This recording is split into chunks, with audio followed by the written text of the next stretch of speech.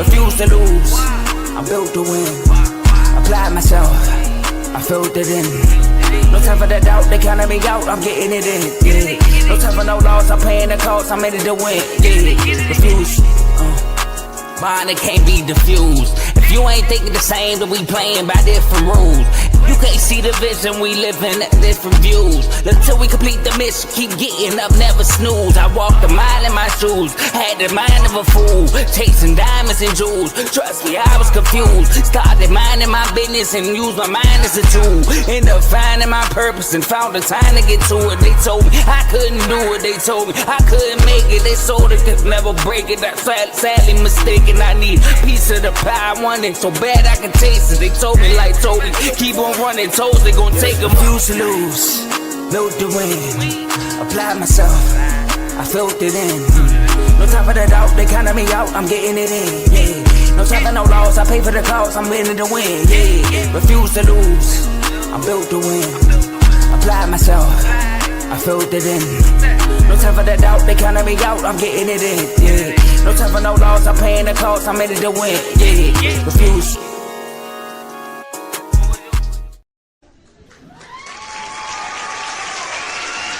Yes, sir. Hello, everybody. Welcome to another episode of RBO with your boy Vaughn. Sorry I wasn't here yesterday, fighting the cold, finally getting over it a little bit. You might hear it a little bit still, but we're here. We're here, man. We're here. Shout out to Lambo Anlo. That intro song, it just, if y'all can see me in the back, I just be grooving, moving, getting ready. But shout out to Lambo. He just had some new heat that he just dropped. Check him out for sure. His information is linked down low. Also, welcome again. I have something exciting to say. Today we will be talking about some WNBA. I did in the past say I want to start talking more about the WNBA, and today's the day to start. And we're going to continue to keep talking about the WNBA because them girls be balling, man. And I think everybody needs to know just how good they are. We had a debate. It was a big debate going around about how any professional male can beat any WNBA. Like the highest of the highest, the best of the best can lose to the lowest of the lowest pro male athlete. And I'm like, listen, guys, we get it. Men are stronger. Men can outmuscle most women. We get that. But we're talking about the skill of basketball. And when it comes to the skill of basketball, there's some women that are just simply more skilled than these men. And not just facts. But before we get started, can you like, subscribe, share this with anybody that's an NBA fan? Because we're going to dive into that NBA playoffs as well. We got 2 game 6s tonight that are very critical because it can either end the series or we can have an extension, which is very pivotal for the teams that are waiting because both teams have players that are dealing with injuries. So more time means more time to heal. Also, anyone that's a WNBA fan as well, ladies, males, anybody, just let them know. Vaughn here, and he gonna spit some knowledge for you. Also, download, click the link to become a member with the R2L family. We also have all the different shows linked down low for all the shows that are a part of the family as well, from boxing to baseball, to college sports as well. Carter recently, a couple of days ago, he just spoke about the top 5 hirings in college basketball. We had a lot of new coaches. Shout out to Mike Malone. Didn't make my boy list. I ain't mad. You know what I'm saying? You know. He got to show me something too. Also, shout out to Coach. He had an episode earlier today talking about the NFL schedule that just came out. Check them out as well. And that's all I have for the announcements. Let's just dive straight into the first topic. First topic, it's a WNBA topic. We're going to talk about the first 2 picks of the WNBA draft. They squared off last night. And that was Olivia Miles, who went second. She went to the Minnesota Lynx, which they pulled an OKC move, if you ask me. They had a number 2 pick, the Lynx. You know, the Lynx are one of the better teams in the league. And then we're going to talk about Ozzie Fudd, who went to the Dallas Wings, number 1 overall. it was a lot of speculation when it came to the number one pick. Ozzie Flood and Paige Beckers coming out, letting everyone know about their relationship, their togetherness. And a lot of people thought that was the reason why the Wings went and got her. But to be quite honest, it's quite understandable why they got her. You have Paige and you also have Ari over there, Arike over there. And both of those ladies are bucket getters. They got the ball in their hands and they make things happen. So it wouldn't make sense to draft an Olivia Miles, who I think personally was the best player in the draft. Because Olivia Miles is just the prototypical point guard that you need. She sees everything on the floor. I mean, if you've been following her like I have since high school, she's been a dimer baller all her life. She went to Notre Dame, then she transferred to TCU, and now she's in the WNBA. But let's first talk about Ozzie Flood. I think that the best part of her game, which everybody who knows about her, is her shooting ability. So it makes sense to pair her with a Paige and a Enrique because she can spot up, because most teams are going to have to double or they're going to have to put a lot of attention on those two ladies because they're bucket getters.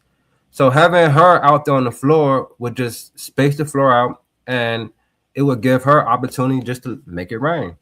The only thing about that is she hasn't started yet.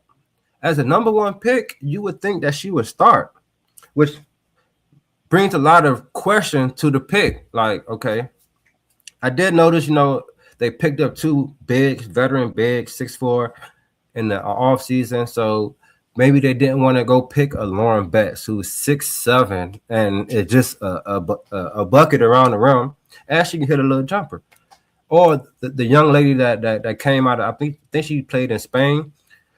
She's that Seattle went and got. They could have picked her up, but they chose to pick up Ozzie to pair with their two scorers, which I'm not mad at. You want to go veteran for your bigs, which you need some veteran presence out there, and then you have a shooter. But she's not starting. Her first two games, where she didn't play one game, I'm not sure why she didn't play, but her first game she only played 18 minutes, had 3 points, and she only hit 1 3, I believe. 1 from 2 from the 3-point line. And then the second game, 20 minutes, she had eight points, 1 rebound, 1 steal. So she hasn't really had an opportunity to really put her stamp on the game yet. It looks like she's still trying to adjust. I'm not sure what the coaches noticed, why she isn't starting yet, but hopefully she will start because I think she is one of the better shooters that we have seen come out the WNBA, like just period. Her shooting motion, her form, everything, it just looks butter. One thing I did notice, because she played 20 minutes, which is 2 more than the first game. She has solid defense. She played hard on defense. You noticed that last game, they had her on Olivia a lot of times that she was in the game. And I thought she played some pretty good defense. Also, her ball handling is better than I expected. She hit Olivia with a nice, I think it was a in and out crossover and snatched her. So she has a lot of upside. And at first I was like, come on now, how y'all pass up on Olivia? But it makes sense. You don't just draft the best player. A lot of times you draft the best fit for your team. And that's what the Dallas Wings did. But Olivia has already been making noise. The Minnesota Lynx has a MVP caliber player who isn't playing. Big Fee is not playing right now due to an ankle injury that she got in the offseason. But Olivia in the game has still been propelling. Courtney Williams came out and said, I love having her out there. It pushes me back to my original position, which is the 2 guard. And they've been flourishing together. In her first 3 games, Olivia has just been dominating. She has stepped into the record books quite early. She's the 3rd player to average 10 points and 5 assists their first 3 starts. Only people that have done that was Candace Parker and Sue Bird. Now, that's elite company. If you know your WNBA, you know that's elite company. Shout out to Olivia. She's just everything that, I thought she would be. She's a gamer, baller. She can get her own bucket, and her vision. They got shooters out there. They got buckets out there. Natasha Howard dropped 24 last game. What, I'm not saying it's all because of Olivia, but when you have a point guard, it just makes the game a lot easier just for everybody. So shout out to Olivia, shout out to Ozzy.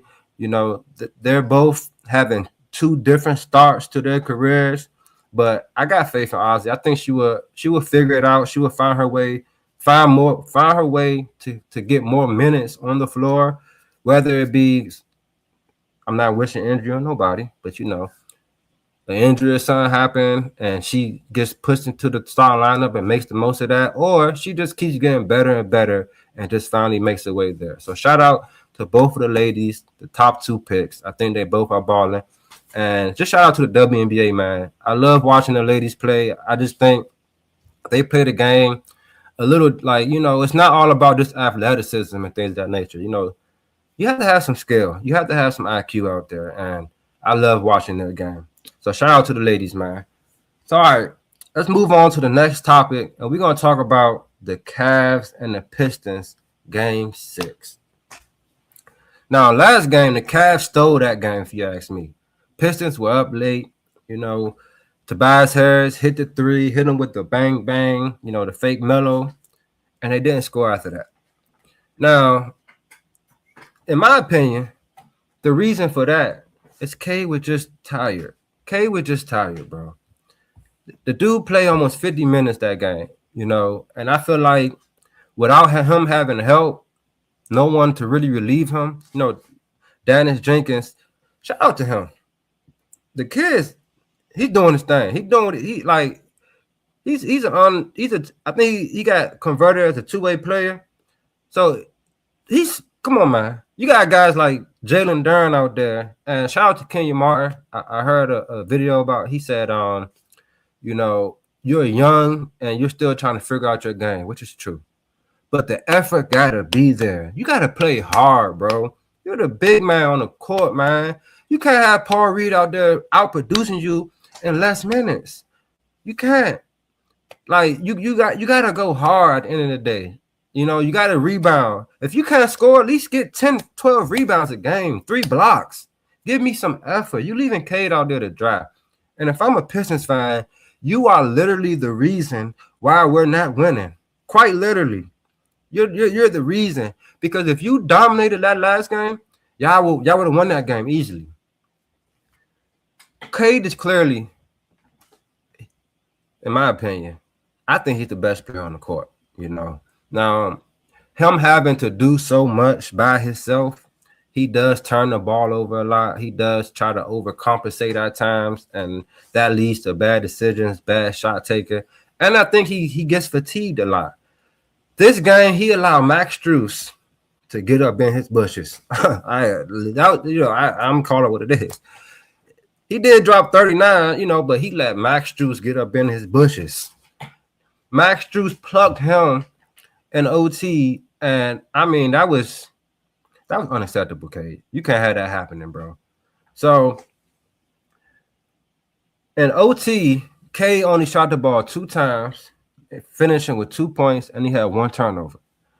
In that same overtime, Donovan Mitchell went 3 for 3 for 7 points, and one of those points, I believe they were up.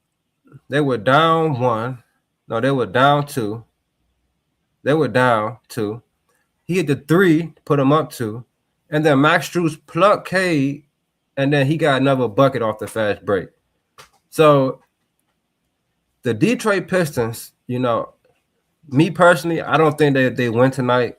I think the only way they can win tonight is if the Cavaliers fold.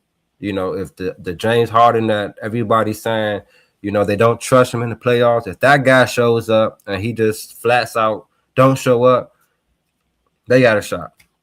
But the Cleveland Cavaliers haven't lost at home yet in the playoffs. So this Cleveland Cavalier team, I said this earlier. I said this is the best chance James Harden is going to have because this is probably the best team that he's been on in a while. And it's not just about the players. It's not about like, not saying, you know, because that Brooklyn team with Kyrie and KD, they got hurt. That's probably really the best team. But he has 2 solid bigs, and he has a wing beside him that can get buckets, and he has shooters around him. So I think this is the best team he's had that complements his game.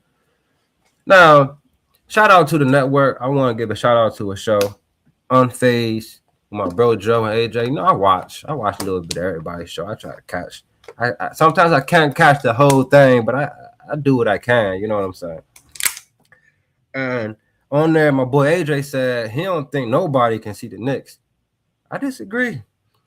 I think this Cavs team matches up very, very well with the Knicks. The Knicks haven't played a defensive team really yet in the playoffs. You can say that the Sixers are a defensive team, but with Embiid out there, he don't move around enough for me. I'm sorry. He's a statue in my eyes, you know.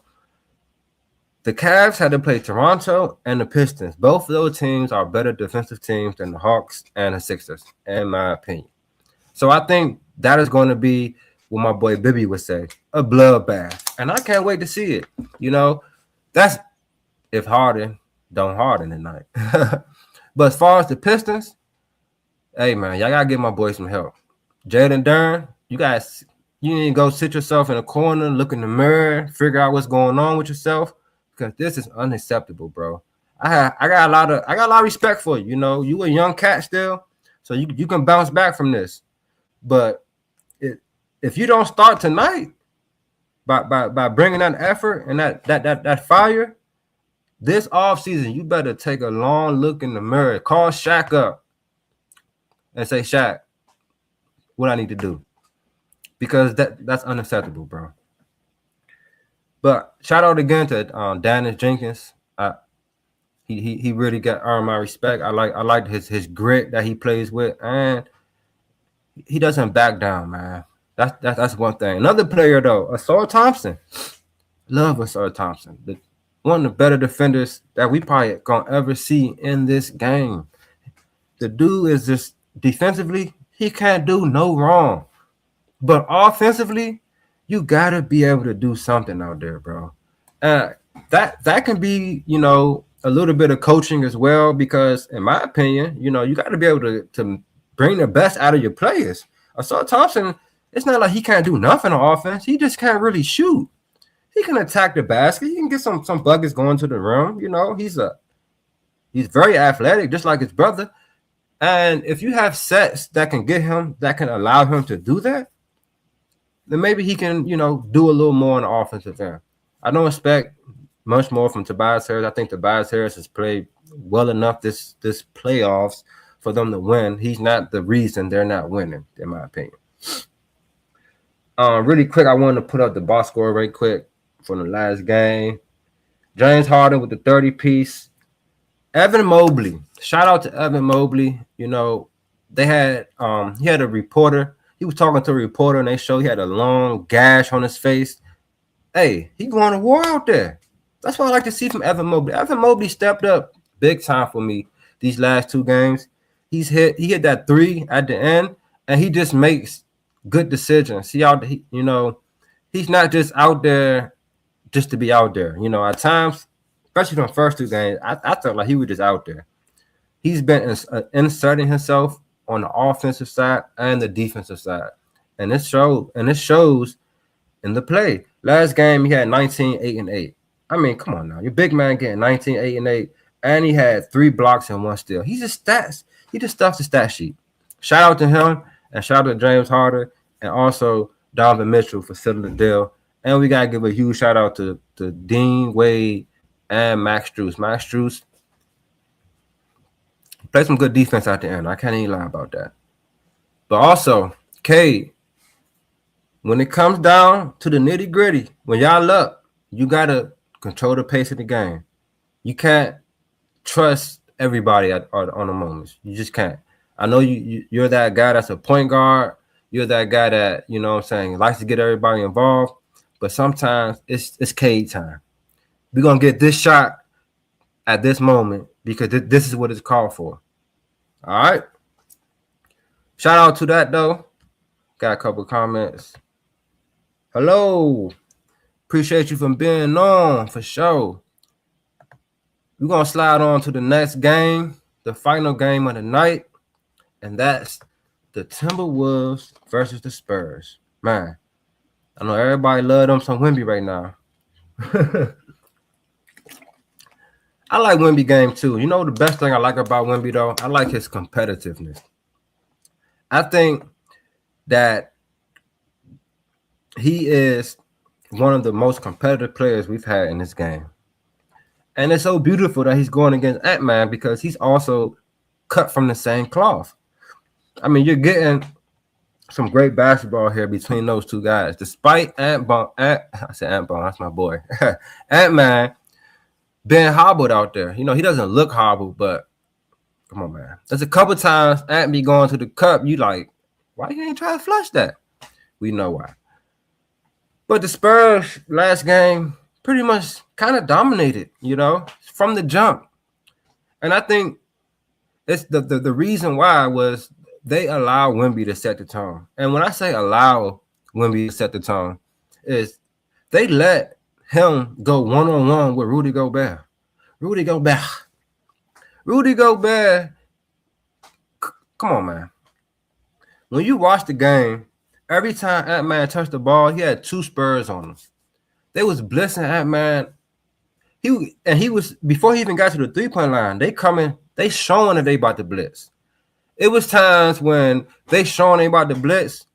He'll throw the ball in the corner. I mean, he throw the ball to Julius Randle in the middle of the paint, and he'll just kick it off for three, and they'll shoot the three and miss. You gotta attack the basket. Shout out to Ayo. Ayo went to the cup on Wemby, two hands. Bloop. He ain't dunk on him, but you gotta go like that's how you gotta go to the cup. You can't go to the cup soft. Nas Reed went to the basket, gave Wemby to the boom shoulder, threw him out of bounds. That's how you gotta play against this guy. You can't let Wemby set the tone. Because once Wemby set the tone, that Spurs team is deep. See, a lot of people want to throw Wemby in that MVP, but I feel like they discredit the team kind of. This man, when he's on the court, he has at least two ball handlers out there. And they're not just average ball handlers. Stephon Castle is a very good player. Two-way player at that. He's not the best shooter, but he's a really, really good player. So I'm gonna say this really fast too. You gotta respect what the Spurs did. They drafted Wemby. You know, they already been accumulating some decent first round picks. Vassell, Keldon Johnson, you know, and then you draft a guy like Wemby. What do you do after that? You pick up a veteran point guard and Chris Paul, and you let him play with Chris Paul a little bit. And then what happened? You draft a guy like Stephon Castle, and you also sign De'Aaron Fox, another veteran point guard. See, that's what you have to do when you have guys that 6'10", 6'9", 7 feet, 6'11", that can do it all. You don't want to hinder them by not having point guards or ball handlers around them and having them to do everything. See, Wemby doesn't have to do everything. All Wemby had to do is play his game because he has the ball handlers. He has the shooters out there. He has defenders out there. He has a little bit of everything out there, but backed by a good coaching system. Because after they lost, what happened? Popovich helped them out in the film session, and then they spanked them. They wiped them little babies. So when the coaching, so I just want to give a shout out to the Spurs for that. But back to the series, they doubling Ant-Man, but they're not doubling Wemby.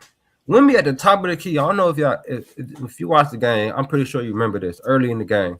Wemby went down, hit him with the boom, boom. I think he spent, and then he went to the cup and got a bucket. Soon as he did this, boom, somebody's supposed to have been there. Because soon he spin, that's supposed to be a steal. You don't let Wemby cook. You can't let him cook, especially with a guy like Gobert out there. Rudy Gobert. I'm going to sit back for this one. You thought because you had a good series against Jokic, you thought that was enough? A lot of people said Jokic was hurt. A lot of people already know Jokic ain't the fastest. He's super skilled. We know that. This is your real test right here, brother. And you looking like trash. I mean, you have your moments. You gotta like be muscling him, get your offensive rebounds, dunking and stuff like that. But last game, you didn't. I ain't see not one good play you did. You missing wide open passes when dudes pass you the ball. You becoming a liability so much on offense that you're helping the Spurs because all Wemby has to do is sit by the rim with you and block everything coming because he know you're not doing nothing on the wing. And the fact that you missed the first 3 passes that we passed you, they stopped looking at you. Their best lineup is when they had Julius Randle and Naz Reid out there and not Rudy Gobert. And that's just the facts. Rudy Gobert is looking like he's unplayable. Trash. He got to do better. He got to be a factor on offense because guys are being aggressive driving. Jaden Daniels, he drives. Ayo, he drives. Ant-Man, he driving. But you're not ready, bro. It was one play, he set the pick and you roll. They threw you the ball. You like this. Come on, bro. Come on, bro. I be feeling so sorry for Ant-Man. Julius Randle. Terrible game. Terrible. Let me go to your numbers very quick. Terrible. I mean, you the biggest dude on the court. I ain't talking about height because we know that's Wemby. I'm talking about size. Go to the basket. What are you doing? You out there shooting jumpers, bro. Trying to shoot little fadeaway middies and all that. You ain't Kobe. You ain't MJ, bro. Go to the basket. Force the issue. Like, I just don't get it. Soon when we come out the game, they want to fake go to the basket. Well, I ain't going to say they because J.D. McDaniels and Ayo was going all game. I ain't going to lie. J.D. McDaniels, I love J.D. McDaniels and Ayo. Those 2 dudes play hard and they go hard. And that's what you need. Let me go to Julius Randle stats from last game really quick, y'all, because he was terrible. Julius Randle last game. Oh, he picked it up at the end in garbage time. 6 from 17 from the field, 0 for 4 from 3. He did finish with 10 rebounds, which a lot of the commentators at the end, they said it's good that he's trying to get going because he can build that momentum for the next game. So we're going to see how he acts today because if they doubling Ant-Man like they did last game, he has to take advantage. He has to. Because I like what Ayo did. I like what J.D. McDaniels did. They both came out and they played hard. And they attacked the basket. So I think those are the keys, really. The keys are don't let Wemby cook. Because once Wemby get to going, it's a wrap. Because he got a lot of good players around him. Ron Harper Jr., Dylan Harper, man. I told y'all. That boy nice. Everybody that watched him in college knew that, though. He a dog. The Spurs stole that. I mean, you know, some people say, does he have too much upside to be on the bench over there? So they say he might be the new Ginobili. I don't know. They got a squad over there, man. And you can't make too many mistakes on this team because they will make you pay. So I think what the Timberwolves have to do, they got to attack the basket. They're not the best three-ball shooting team. They just keep it 100. They're not. Ant-Man can hit 3. Devo ain't there. Bones Highland ain't going to get on the floor because he a defensive liability for real in this series. So coaching got to be better, man. You have to find a way to help Ant-Man out because they doubling him. And if he got the ball all the way out past the three-point line, he's not effective. Let him catch it in the mid post or something like that. So he can operate. And if they double, he's in a spot where if he passed the ball to somebody, and if they doubling him, their person is in a better spot to score. Because if Julius Randle catching the ball in the mid post and he passes it out for a 3 again, I'm gonna go to the basket, bro. Do something with it. That's what you want. You want to catch it in the middle. Man, Julius Randle gets me fired up because I fought for this dude at one point. And now look at him. Making me very, very upset. one team getting closed out today. Hey, I feel the same way. I if you've been watching earlier, I called out my closeout unless that player show up. I'm hoping this game can go 7 just because I want to see Ant-Man play a little bit longer. And I want OKC to get some rest because I want Jalen Williams to be healthy. I want both teams healthy when they play because I don't want no excuses. But we're going to see what happens, man. Can Chris coach better? Because the game plan was trash, in my opinion. You let Ant-Man get double and you're not helping him, man. You're not helping him. If you ain't going if they gonna double him like that, put Bones Highland out there. He gonna at least hit some threes. Like, you gotta do something, man. You gotta adjust. And I don't think he's doing a good job of that. Thank everybody for coming out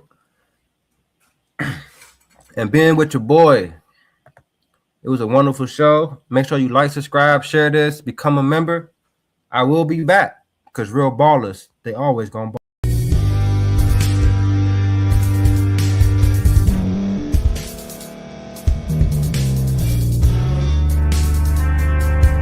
Thank you for staying to the end. If you're watching this on YouTube, please like this video, subscribe, and also hit that notification button so you can be notified next time we put out a video. If you're listening on any podcast platform, subscribe and hit that notification button, y'all, so you can be notified we put out another podcast audio.